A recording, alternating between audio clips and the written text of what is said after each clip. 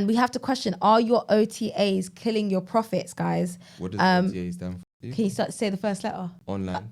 Travel agency.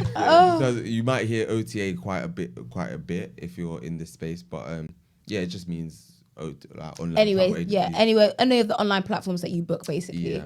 But it essentially is that they take commission, and it's not just like Airbnb, Booking.com, guys. There are places like Comfy Workers, like these places are all taking commissions now, and it's something for people to really consider.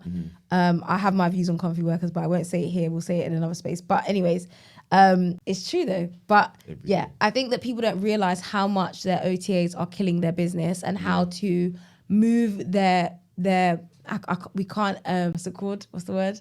Sabotage ourselves. Yeah, okay. In what way? Because technically you shouldn't be moving bookings offline anyway. So we're not going to say that.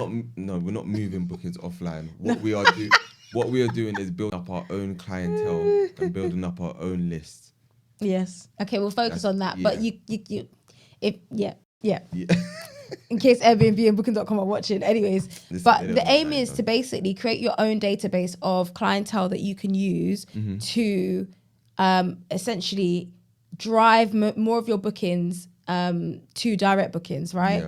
And a lot of people struggle with that, and I can really understand that. But it's so interesting because obviously we had December and January where no one believed us until we explained that, until they started to receive a notification that there'd been maintenance work from Airbnb.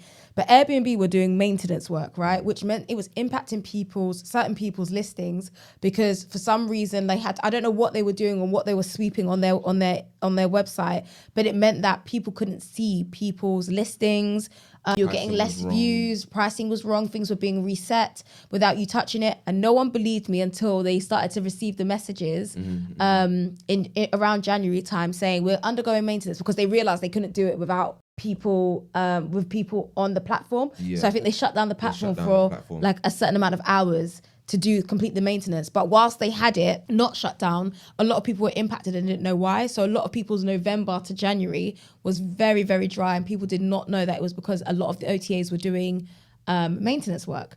And so it made us realize, especially, I mean, we've noticed this from way back in the game, because we realized winter periods are scary and we need to start building up clientele that help us for our winter periods, especially. Now, we don't mind, relying on OTAs during the summer periods because the profit makes sense.